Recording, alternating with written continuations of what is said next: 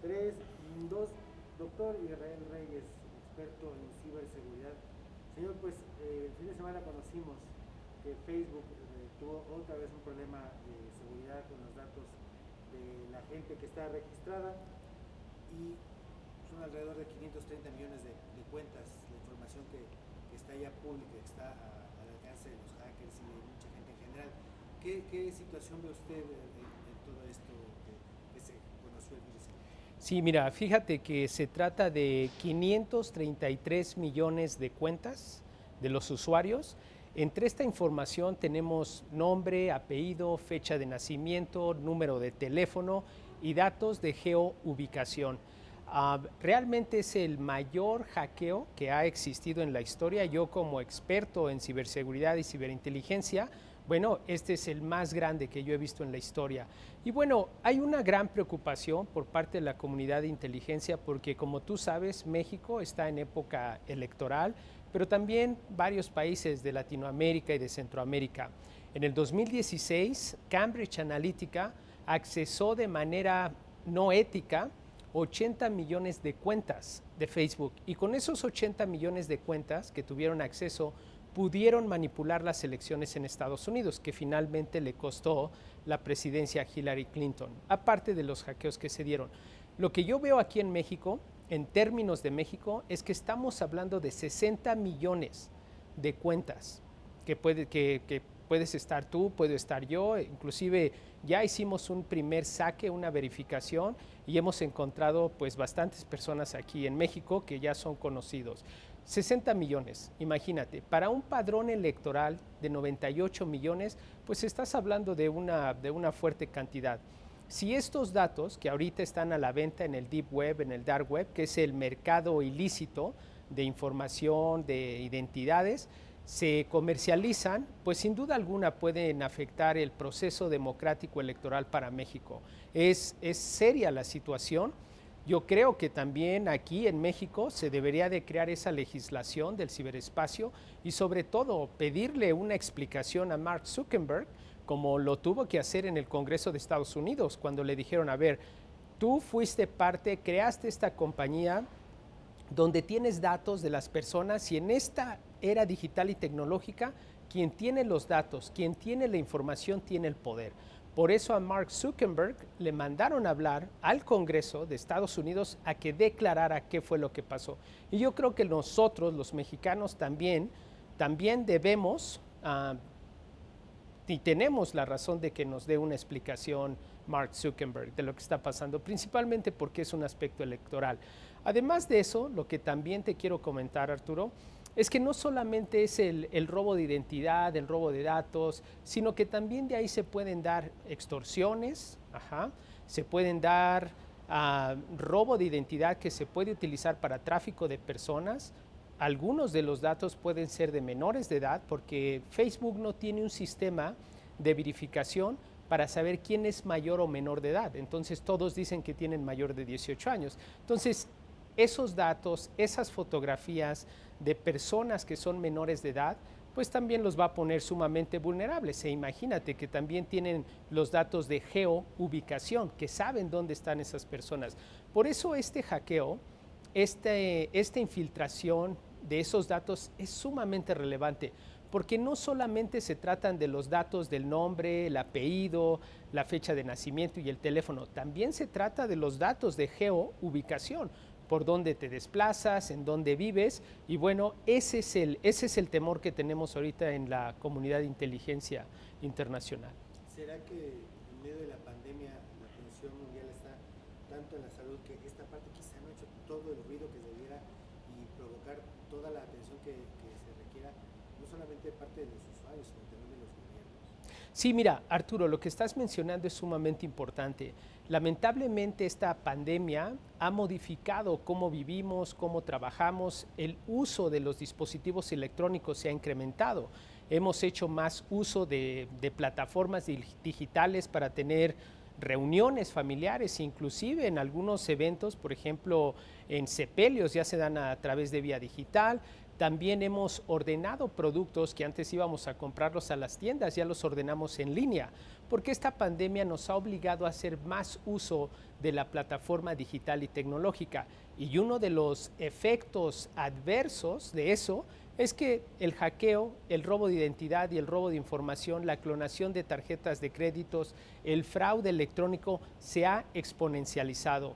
Precisamente hace alrededor de 6 meses hicimos un análisis y se había incrementado los delitos cibernéticos a nivel global en un 800%. Pero eso sí es lógico, porque ahorita, a lo menos al principio de la pandemia, todos estábamos trabajando de nuestros hogares y ya no teníamos acceso a los mecanismos de seguridad que regularmente uno tiene cuando está en la oficina. Entonces, efectivamente, esta pandemia nos ha obligado a adaptarnos a esta tecnología y bueno, esto es un efecto adverso.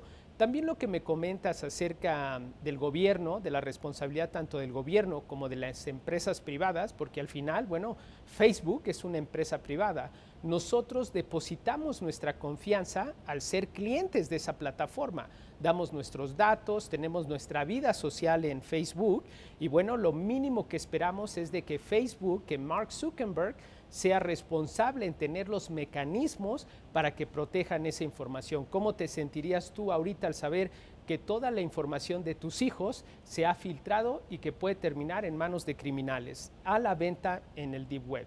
Creo que ahí Mark Zuckerberg nos debe una explicación, nos tiene que explicar qué pasa. Facebook es de las empresas que más cotizan en el mercado, sus acciones valen mucho. ¿Por qué no se han implementado los mecanismos de seguridad para proteger tu información, mi información y la información de nuestras familias y de nuestros hijos? Y creo que ahí es parte de la responsabilidad del sector privado, en este caso de Facebook. Pero también, por otro lado, es una responsabilidad compartida en lo que se refiere al gobierno.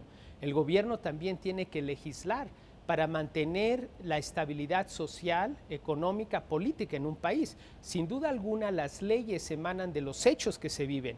Y bueno, estos hechos de pandemia nunca los habíamos visto antes y ahorita al utilizar más esta tecnología, nuevas conductas van saliendo como la sexoextorsión, el ciberbullying, el fraude digital. Entonces, estos hechos deben de generar el precedente para crear una nueva legislación en el ciberespacio y mantener la sociedad segura. Entonces, podría resumir que es una responsabilidad compartida entre el gobierno, el sector privado y nosotros los usuarios, que también debemos educarnos en qué información compartir, qué información no compartir, cómo vigilar a nuestros hijos, los menores de edad, para que no estén expuestos a personas con tú sabes, con objetivos malos, con conducta inapropiada o con contenido inapropiado. 60 millones de cuentas de México, se debe ser, no sé cuál es el dato específico de los usuarios que estamos en México inscritos o suscritos ahí, pero debe ser la mayor parte. Totalmente. ¿Qué tenemos que hacer ahora como individuos, cada quien, qué debemos de estar haciendo para prevenir lo que con nuestra información seguramente puede estar por ahí? Mira, en términos estadísticos, México tenemos alrededor de 126 millones de habitantes, de los cuales la mayoría de las personas mayores de edad, estamos utilizando plataformas digitales, ya sea Facebook, Instagram o WhatsApp. Ahorita Facebook es un monopolio de comunicación digital, porque no solamente es Facebook, también es Instagram, también es WhatsApp, todas esas plataformas. En términos de nosotros, la mayoría de nosotros estamos ya en esas bases de datos que se filtraron. ¿Qué es lo que podemos hacer y qué es lo que vamos a ver? Lo que vamos a ver conductas de criminales como cibercriminales que van a comprar o obtener esa data para clonar nuestras cuentas y mandar mensajes a tus amigos de Facebook para extorsionar, para hacer extorsión digital. Esto es un consejo importante para la comunidad, para las personas, de que ahorita vigilen sus cuentas y que si alguien les avisa que sacaron una clonación de su cuenta de Facebook, de su perfil, y que les están mandando o estableciendo comunicación, que es muy necesario que bloqueen a esa persona, porque se está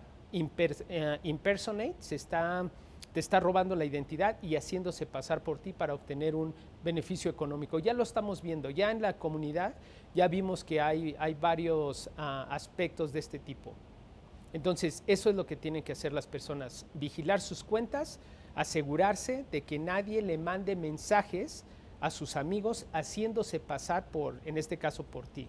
Si eso llegara a pasar, es importante que guarden la evidencia, por ejemplo, el número de WhatsApp que les están dando, screenshots o capturas de pantalla de la comunicación que están estableciendo para que se lo comuniquen a la Guardia Nacional, a la División Cibernética, para que se proceda. Como te digo, ya se están dando estos casos. Difícil, entonces es cuidarnos de muy frecuente y cuidarnos de nuestros conocidos, porque podríamos ser nosotros la víctima, ¿no? Efectivamente, o sea, si tú tienes un amigo en Facebook y te manda de repente un mensaje y te dice que, que él está de viaje, que necesita que le hagas un favor, que le deposites dinero, ten cuidado. Entonces, lo más probable que es que se trata de una cibercrimen. Perfecto. Doctor, ¿algo más que nos pueda agregar de esta circunstancia? Porque además, pues, hasta donde yo puedo ver, no ha habido mayor respuesta por parte de Facebook. Sí, no, efectivamente, y tristemente Facebook no ha tomado la responsabilidad que debería de tomar, a lo menos en México. Estoy seguro que en Estados Unidos va a tener problemas legales porque el marco jurídico de Estados Unidos es diferente al marco jurídico mexicano. Entonces, seguramente veremos a Mark Zuckerberg una vez más en el Congreso explicando qué pasó con ese robo de identidad, porque tú sabes que la privacidad y los datos personales son sumamente protegidos en Estados Unidos, igual que la información médica.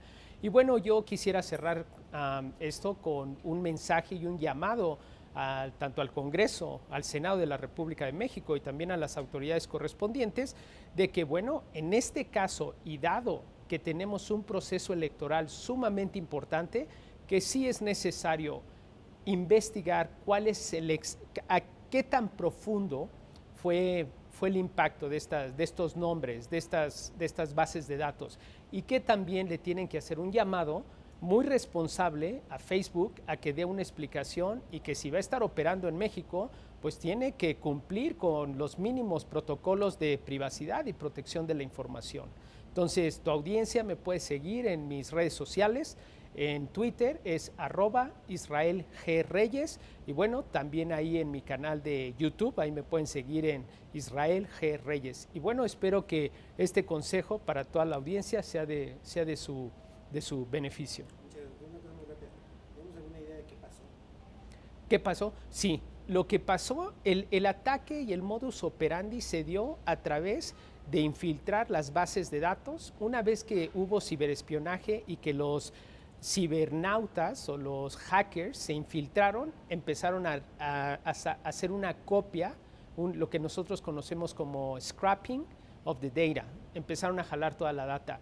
De hecho, la realidad es de que la evidencia dice que esta data y la infiltración se dio desde finales del 2019, pero dejaron puertas abiertas para seguir sacando más información relevante. Se hizo un análisis de los datos para ver si era data antigua o data nueva, y bueno, la data sí es muy completa y al parecer sí es nueva, o sea, sí es nueva, pero la infiltración se dio desde el año pasado. Nomás como dato estadístico, a casi todas las empresas o inclusive las personas les cuesta hasta 3 a 6 meses saber que ya tienen una infiltración en ciberespionaje. Empresas grandes, bancos, sector privado, se tardan entre 3 hasta 6 y 8 meses para saber que están infiltrados, porque relativamente es fácil cometer un ataque a través de un correo electrónico, a través de una liga maliciosa. El software se instala en los dispositivos y ya tú nunca te das cuenta. Entonces es muy difícil defenderte de un enemigo invisible. Cuando no sabes que estás siendo atacado, pues no sabes cómo defenderte. Por eso los cibercriminales operan como el viento. Nadie los ve, nadie sabe de dónde son, de dónde vienen y para dónde va, pero sí sentimos el efecto. Muchas gracias, doctor. A ustedes y muchas gracias a tu audiencia.